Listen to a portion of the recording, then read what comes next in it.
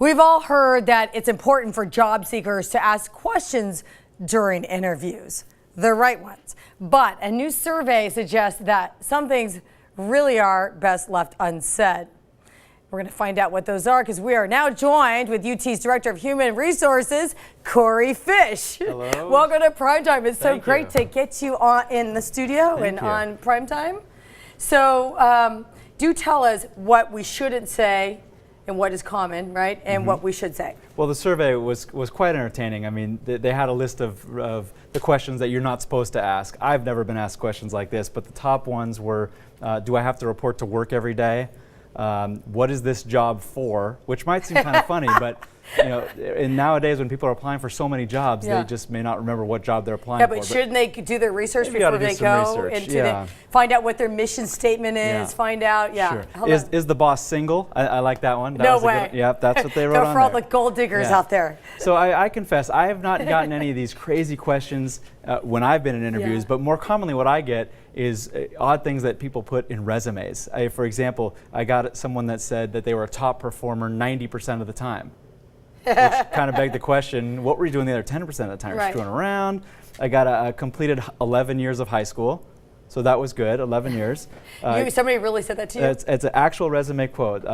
Graduated top 66% in their class. It's not a high bar to set. I don't know. To graduate. I think that's a funny person. Yeah. And my favorite was 1982 to 1992, graduated high school with honors. So it took them 10 years, but they got out of there with honors. So those are actual things that people have actually put on their resumes. And so maybe as we turn the tables and think about what not to ask, maybe what is a better way to ask them. So a lot of times I get asked, what is a good question to ask? Ultimately, don't ask questions that you should be able to get the answers for yourself. Be resourceful. Tell me about the company. Well, you should know a little bit about the company. We've got this thing, it's the internet, right? Google. All you gotta do is Google. Do your own darn research. Act like you care and you really want the job. Right, or I'll frequently just get the plain old, well, tell me about the benefits. Well, that's an easy question. Make me think a little bit. So, you know, some popular questions to ask are, this is a little controversial, some people don't like it, but why is this position open? Some recruiters don't like being asked that question. Why wouldn't they like it?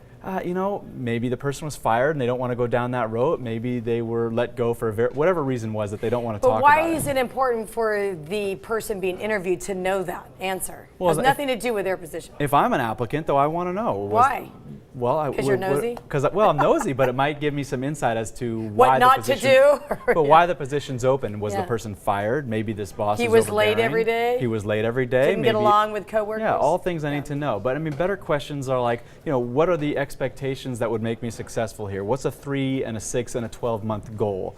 Something like that. It opens up a little more conversation than, hey, tell me about the company. I like that because if you go, what is the 3, 6, 12-month goal, you're taking initiative and you're showing you have drive and that you're ambitious.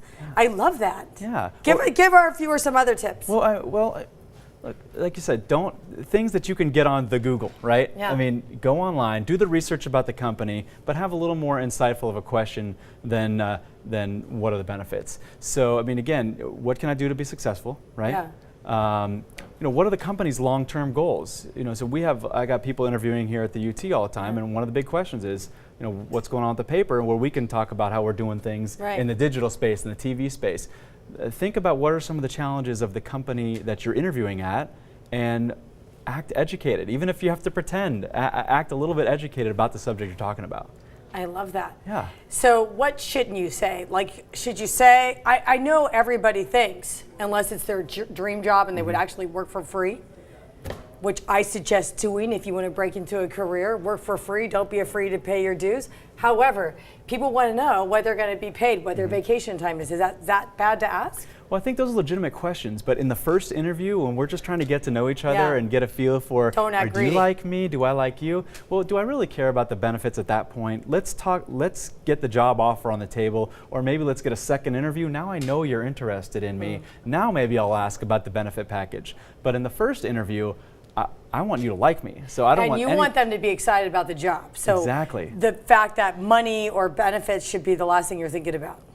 In the interview, I mean, obviously, hopefully you don't go into an interview and you'll want $80,000 Yeah. a year and the job's paying $10 an hour. Hopefully we're all in the right ballpark. But in that first interview, why talk about things that are just going to be a negative? Let's get through the first interview. Now, if you want me for a second interview, now we can start talking a little more substance and get into the benefits and the pay and stuff like that. Yeah, but I will tell you, in closing, you are a easy person to talk to. I'm sure there are other people in human resources that are not so wonderful. Well, that's because I had some of that Intimidating. wine that you've already been drinking, I so know. it's been a little more casual so far. Oopsies. Don't tell on me. Don't write me up. I won't. Thank you for giving us You got those it. very helpful tips. Thank you so much. You got Thank you it. for finally coming on Primetime, and we got to take a quick break. Primetime, we'll be right back.